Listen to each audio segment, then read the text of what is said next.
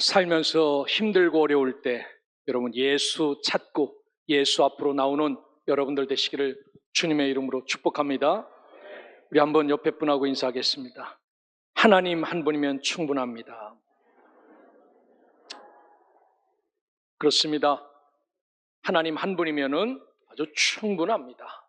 이 믿음 갖고 어떤 어려움 가운데서도 넉넉히 이기며 살아가는 소명의 성도들 되시기를 주의 이름으로 축복합니다. 우리는 지난주에 예수의 부활을 경험한 자들이 어떤 삶을 살았는지, 그분이 부어주시는 성령의 은혜로 어떤 기쁨을 누렸는지에 대해서 말씀을 나눴습니다. 이렇게 예수를 믿고 거듭난 은혜를 체험한 이런 사람들에게 오늘 성경이 주시는 말씀입니다. 우리가 주를 알고 주를 믿고 살아갈 때 어떻게 살아가야 될 것인가? 오늘을 위한 우리의 말씀입니다. 이 거듭난 성도의 삶이란 단순히 교회에 출석하는 것을 뛰어넘는 것, 그리하여 내 속에 예수 닮은 성품을 만들어가는 겁니다.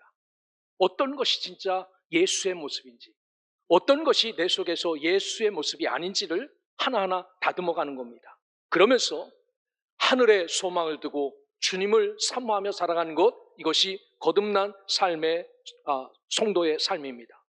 오늘 성경에 보면은 이 말을 사도 베드로가 너무나도 간절히 원하는 마음으로 공동서신 여러 교회에게 이 편지를 보내는 겁니다. 거듭난 성도의 삶이 무엇인지, 오늘 우리는 읽지는 않았지만 1장에 보면은 이 편지를 받는 대상자들에 대해서 쭉 나와요. 1장 1절에 베드로전서 이렇게 시작합니다. 본도와 갈라디아와 갑바도기아와 아시아와 비두니아에 흩어져서 신앙생활하는 성도들에게 이 편지를 전합니다. 여러분, 지금으로 말하면 모두 다 터키 지역의 도시들입니다. 예루살렘으로부터 이 터키, 오늘 말한 이 지역들은 다 1000km가 넘고 심지어 2000km도 넘게 떨어져 있는 그런 사람들에게 이 말씀을 전하는 겁니다. 그런데 참 희한한 것은 이 똑같은 성경이 똑같이 기록되어져 있는 게 있어요. 아주 시간으로도 많이 차이 나는 성경입니다. 사도행전 2장 9절부터 10절에 보면은 우리는 또 메소포타미아, 유대와 갑바도기아, 본도와 아시아, 부르기아와 밤빌리아 등등 여러 지역이 나옵니다. 사도행전 2장의 말씀은 어떤 말씀이냐면은 여기에서 온 사람들이 예수 그리스도가 부활하시고 승천하셔서 하늘로 올라가시면서 내가 올라가면 성령을 내려줄 터인데 너희들 예루살렘을 떠나지 말고 그 성령 받기를 기다리라 라고 했는데, 진짜 기다렸더니 이 성령이 위에서부터 비둘기처럼 불처럼 내려서 그들 머리 위에, 그들 가슴 위에 풍성하게 내렸다라고 말합니다. 이 성령을 받았던 사람들이 어떤 사람이냐면은 메소포타미아에서 온 사람들, 유대 사람들, 갑바도기아 사람들, 본도 사람들, 아시아 사람들, 부르기아와 밤빌리아 사람들, 이 베드로가 서신을 보낸 그 사람들이 예수께서 보내주신 성령을 똑같은 자리에서 받은 사람들입니다. 그러니까 오늘 사도 바울이 편지를 보내는 이 사람들은 이미 예전에 하나님의 놀라운 은혜를 경험한 사람들이라는 것입니다. 여러분, 우리에게도 하늘이 갈라져서 2000년 전 마가의 다락방에 내려줬던 성령이 불같이 이곳에 임한다면 기분이 어떨까요? 그런 은혜가 어떨까요? 이것을 맛본다면 우리는 어떻게 살 것 같습니까?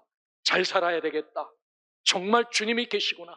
하나님의 은혜를 기억하면서 말씀대로 살아야 되겠다. 이런 결심을 하지 않겠습니까? 초대교회 교인들도 똑같았어요. 그 은혜를 받고 각자 뿔뿔이 흩어진 길로 멀게는 수천 킬로 떨어진 그 터키 지역으로 옮겨가면서 이분이 구세주구나. 내가 신앙생활 참 잘해야 되겠다. 이런 마음을 갖고 뿔뿔이 흩어져서 살지요. 그런데 믿음의 길이라는 것은 그렇게 간단하지 않습니다.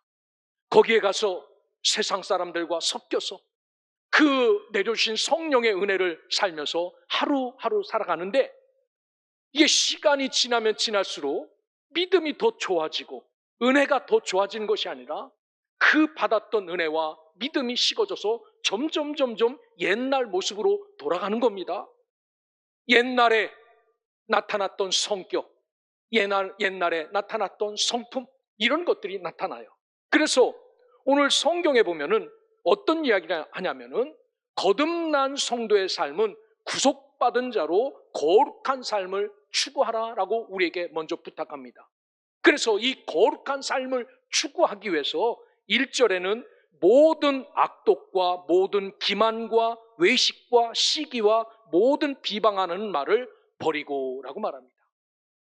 예전에 성령의 불을 받아 하나님의 은혜대로 살 때는 이런 것들이 있어도 보이지 않았었고, 이러한 것들이 있어도 제어하고, 이런 것들이 있어도 성령의 은혜로 삭힐 수 있었는데, 시간이 지나자 이제 옛 성품이 그대로 나오는 겁니다. 그래서 사도 바울은 너희들 예전에는 그렇지 않았는데, 예전에는 그 은혜로 기뻐했는데 왜 이런 것이 나타나는가? 라고 말하면서 먼저 버릴 것을 이야기해요.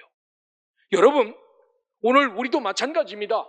이 세상을 살아가면서 주의 은혜로 산다고 하지만 언뜻 우리 속에는 옛날 성품이 튀어나오지 않습니까? 옛날 언어가 튀어나오지 않습니까?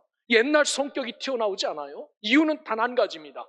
그분의 거룩한 영이 바닥이 났기 때문에 우리에게 이런 일이 벌어지죠. 그래서 베드로는 안타까운 마음으로 예전에 다시 돌아갈 때는 성령 충만하여서 은혜 충만하여서 갔는데 악독과 기만과 외식과 시기와 비방이 나타나니까 이런 죄악의 본성에서 이제는 돌이켜라 라고 말합니다. 떼어내서 이런 삶을 살지 말아라 라고 말합니다. 혹여 이 자리에 앉아있는 저와 여러분들 가운데도 이런 모습 때문에 고민하는 자 있다면 하나님 앞에 감사하며 예수 닮은 모습으로 하나하나 바꿔가시기를 주의 이름으로 축원합니다. 내 능력으로 나의 성격 하나 바꿀 수 없지요.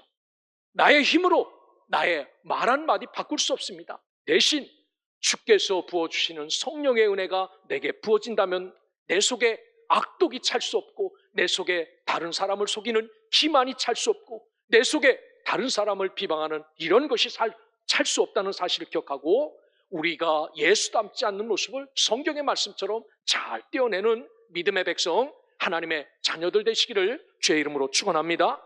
뿐만 아니라 성도가 사모해야 될 것도 있다라고 말해요. 여기에 보면 사모하다라는 에피포데오라는 헬라어는 성도가 갈망하며 성도가 소원해야 될 것이 있는데 그것은 다름 아닌 순전하고 신령한 젖을 사모하라라고 말합니다. 여기 순전하다라는 아돌로스라는 이야기는요, 속일 수 없는 성실함이에요. 여러분, 우리가 살면서 수많은 사람을 만납니다. 만나면서 평가하지요. 겉으로는 양의 모습을 하고 오지만 뒤를 쳐다보면 이리인 사람을 우리가 발견할 때도 있어요. 겉에는 이리의 모습을 하고 오지만 뒤를 보니까 양인 사람도 있습니다. 여러 사람을 만나면서 말은 못하지만 평가하고 살아요. 그런데 오늘 우리가 예수 믿는 사람, 그 놀라운 은혜를 한 번 경험한 사람은 순전해야 된다라고 말합니다. 위에서 보든지 옆에서 보든지 앞에서 보든지 뒤에서 보든지 속일 수 없는 성실함으로 가득 차야 된다라고 말합니다. 그래서 이게 다름 아니라 형용사로 되어 있어요. 형용사는 나타난 모습만 봐도 저 사람은 예수 믿는 사람이구나, 저 사람은 목사겠구나, 저 사람은 장로겠구나 라고 풍겨나는 모습만 보고도 알듯이 이런 것들을 우리가 사모해야 된다라고 말합니다. 뿐만 아니라 신령한 젖을 사모하라 라고 말합니다.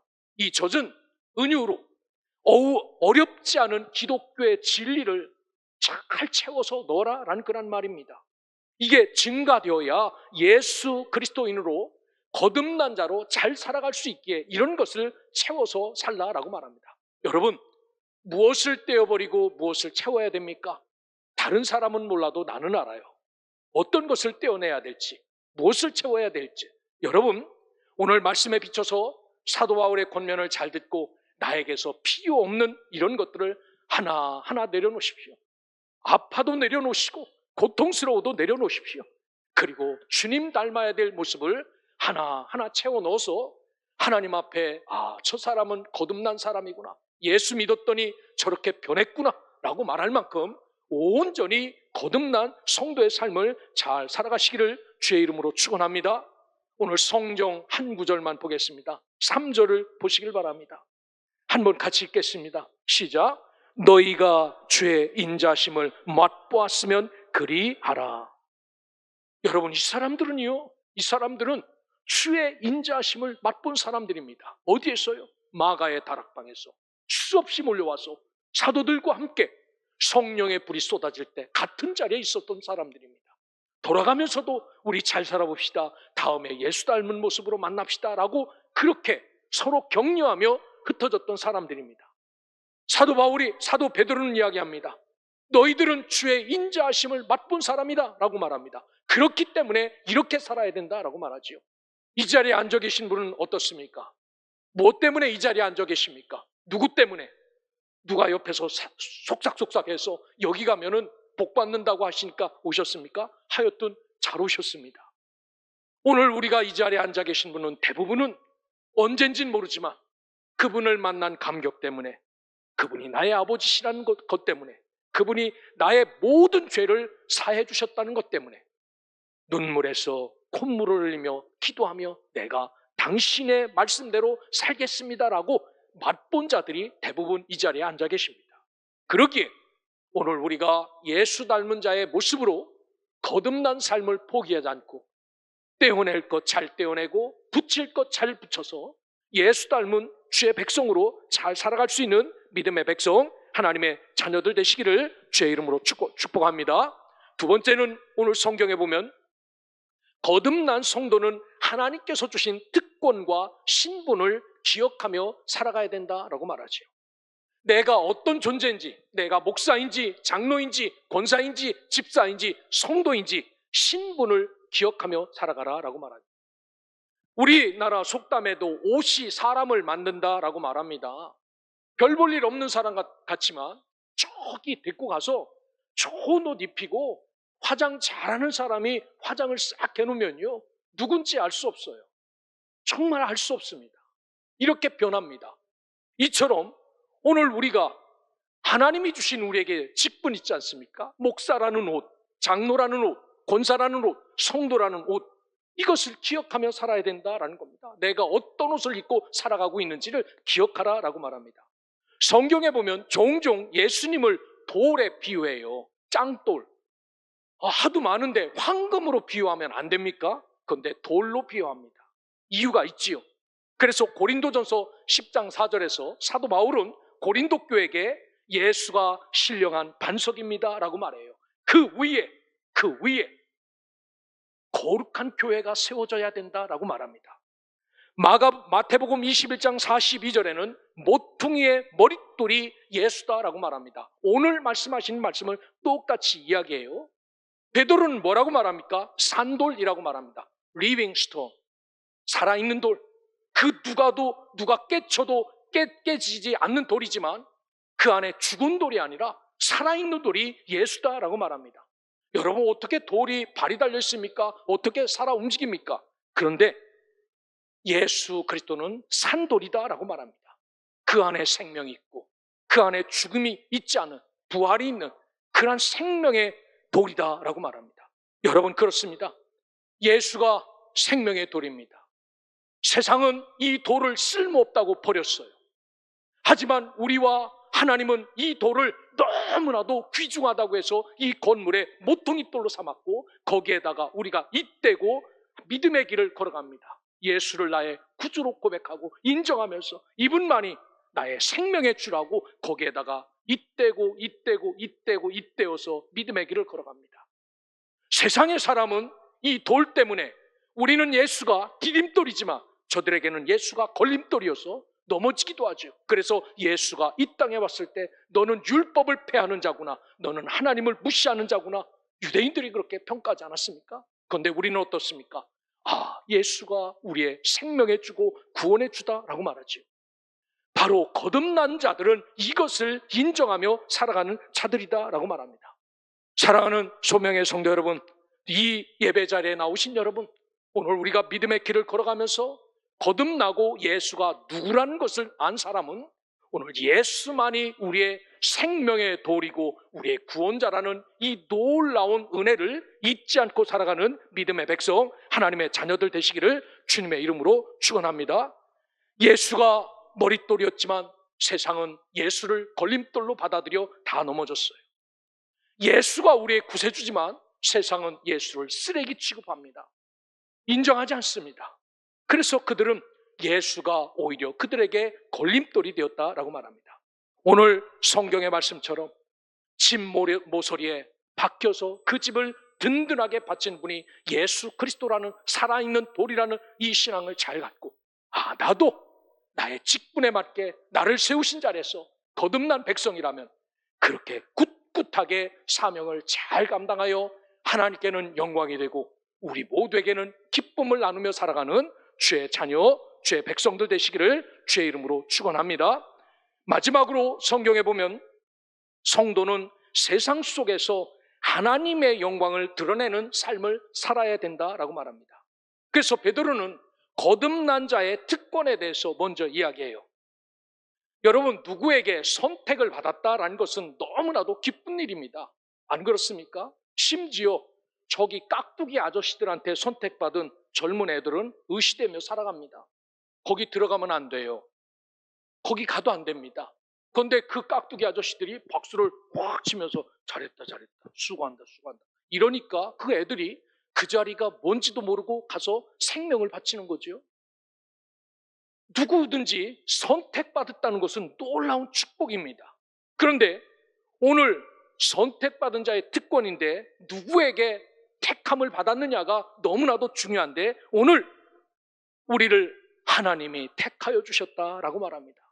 여러분, 이 놀라운 특권을 잊지 않고 살아가시기를 주의 이름으로 축원합니다.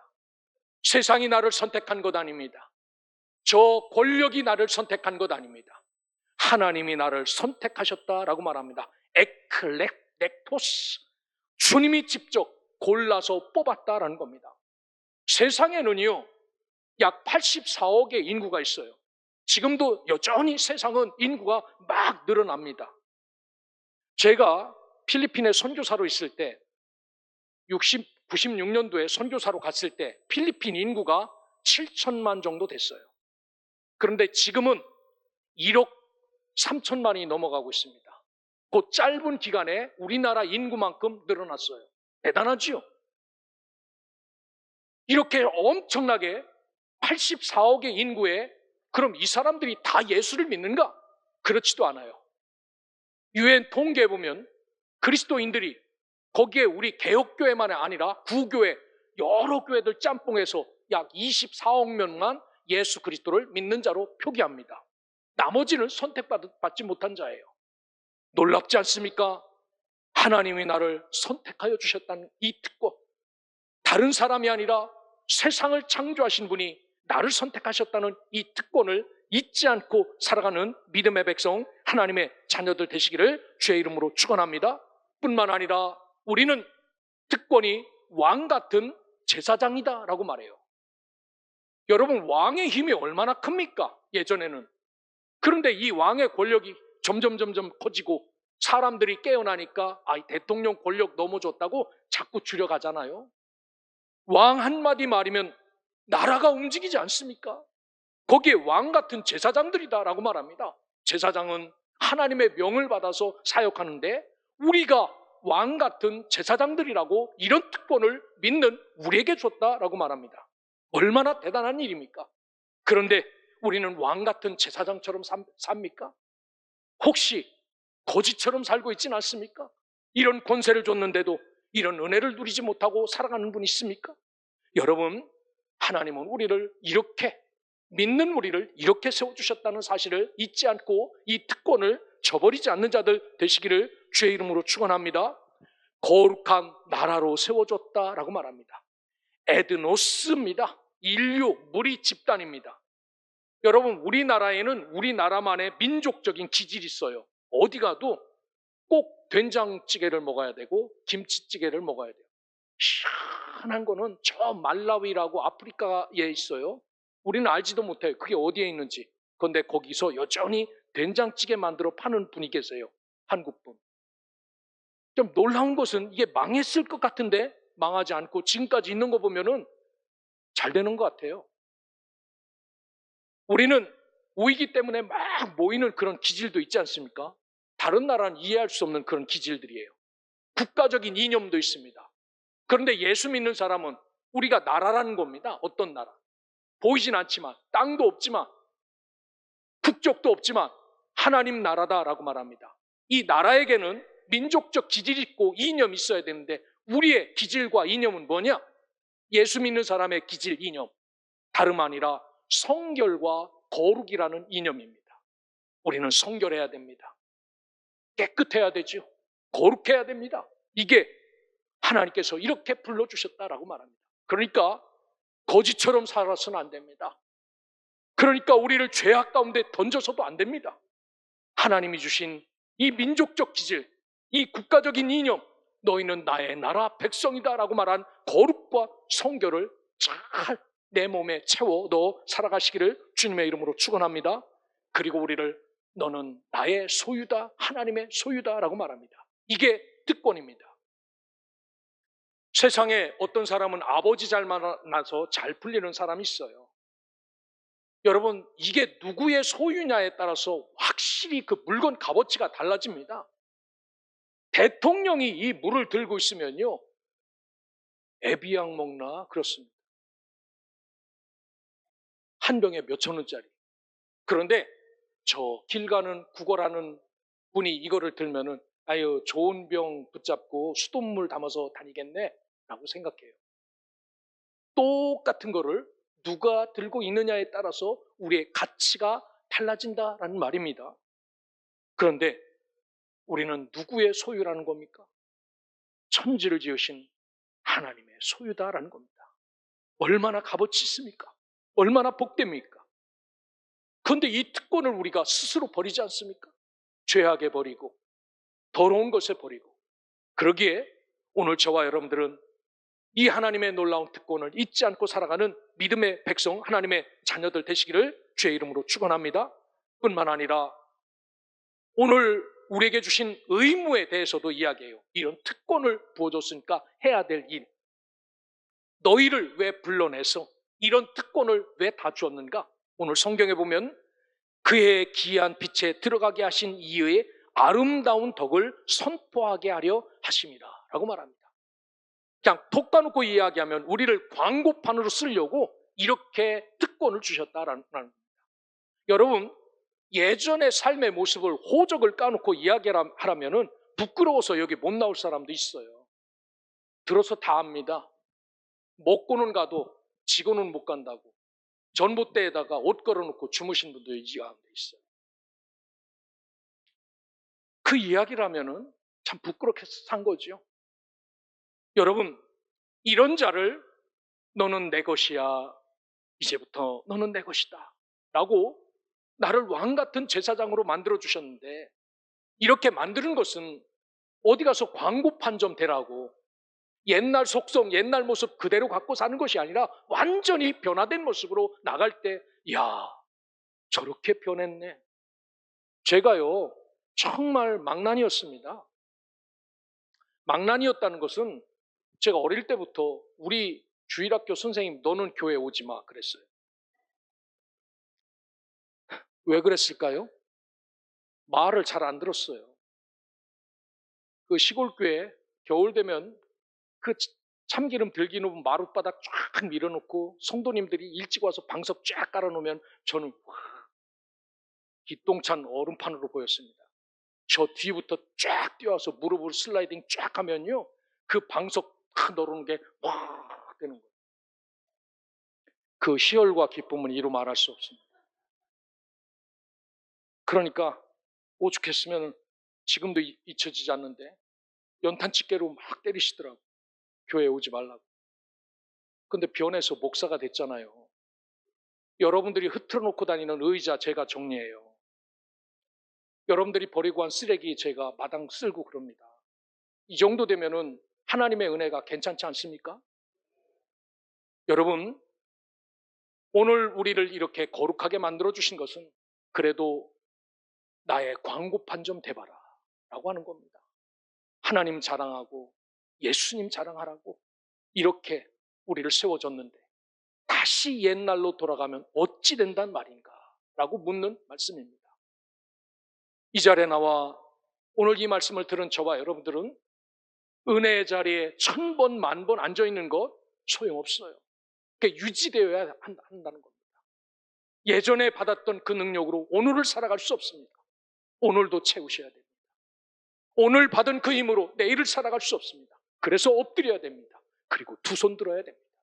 이렇게 살 때 하나님이 우리에게 한없는 은혜를 주셔서 예수 닮은 모습으로 거듭난 자의 삶의 모습을 잘 살게 만들어주신다는 사실을 기억하고 우리 소명의 성도 모두가 나를 부르신 이 부름의 자리에서 우리를 이렇게 만들어주신 것 걷어버리고 세상으로 뛰쳐나가는 자들이 아니라 그 거룩함, 그 성결함 있고 거듭난 자의 삶을 잘 살아내는 소명의 성도들 되시기를 주의 이름으로 축복합니다.